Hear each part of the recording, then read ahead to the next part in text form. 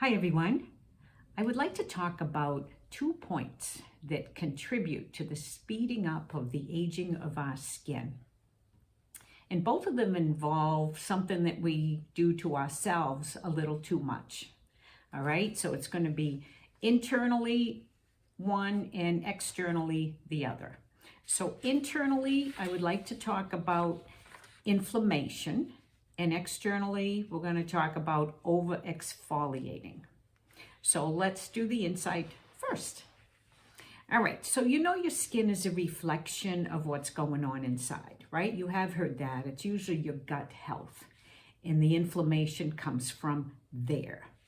And I meet more people that have inflammation than don't have inflammation.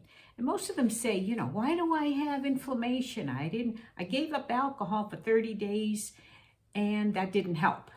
And I didn't eat sugar and I gave up wheat and gluten and I still have inflammation. Like, what should I do? Well, a lot of it is the microbiome of the gut, and there's too much of a certain bacteria. But I will tell you what causes a lot of inflammation that most people don't know about. And that is, we have too many omega-6s in our body. And you might say, well, what is that? Like, I thought we needed omega-6. Yes, we do. We need good omega-6, but we have too many. You see, the ratio of omega-6 to omega-3, and they're both essential, so we need them both, is 4:1. So let's take a healthy food that has good omega-6 like nuts. And you're going to eat, I don't know, a half a cup. So let's say you have a half a cup of pistachio nuts, for example. I mean, I know I can't eat just 10 of them. I might eat a half a cup. And yes, it's probably too many. But you have 4 ounces of omega-6 that, did you have 1 ounce of omega-3 to balance that out? So that's what you have to look at. We don't get enough omega-3 to balance out the omega-6. And where are they all coming from? They come from oils that are not very good for us.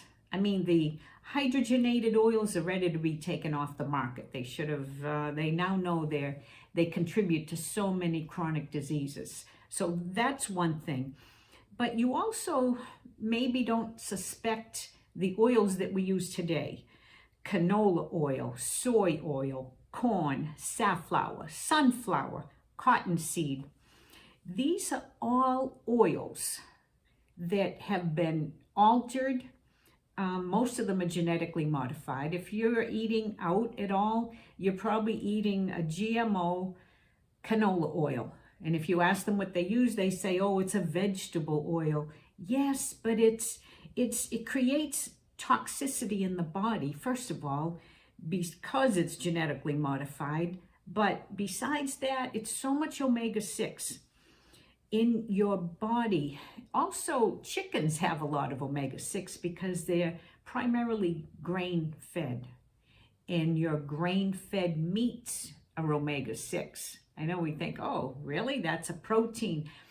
But if they're grain-fed, they're omega-6. That's why we like to eat the grass-fed animal in little bits. Grass-fed butter, I always talk about that. So your bad oils not only create that inflammation that you don't have enough omega-3 to balance it. So unless you're eating a lot of oily fish or flax oil or taking krill oil supplements, that's contributing to the inflammation. So be mindful of that.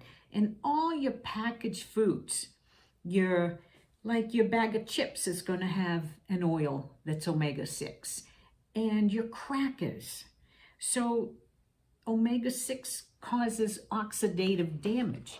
And now you have another problem because you have free radicals. And this is why a lot of people are not well. So I just want to bring that to your attention. And now I would like to talk about over-exfoliating your skin. I have seen this happen too many times. When you're in your 30s and 40s and you're having a lot of procedures, meaning chemical peels and laser therapy, and to me that's younger. So 30s and 40s is young to me. And you may not realize that in 20 years from now, what that's going to do to your skin is create it to be thinner. So you are thinning your skin and you really don't know it. So that top layer, the epidermis, is meant to protect us. So if we're thinning it, we naturally get thinner in our 50s and 60s and over. Every decade, the skin gets thinner. So it won't be able to protect you and it will become more sensitive as well. So I can't stress enough that consistent good habits override drastic procedures. If you get in the habit of just using a low-dose glycolic once a week at night, that's going to exfoliate that top layer pretty good. I have a tabletop steamer that I use, and I sit there for 10 minutes. You need a good mirror, a good light, and you'll be amazed that you can see that layer of dead skin you'd like to get off. So after I steam it, I use good jojoba oil with a soft cloth, and I kind of go in little circles and steam off that top layer, and that's really good enough once a week for me. And you know, my motto is do no harm. So we're eating too many omega-6s, we're doing too many things to our skin, and scrubs. Be careful of scrubs, because some are harsh. Some that have very little grain are pretty good. They're more like a mask, and sometimes we need that often. Some people really, the cellular turnover is great. So those are good to use, but be careful, because you don't want to use a harsh scrub that stimulates as well. So please do no harm. Don't forget to hydrate.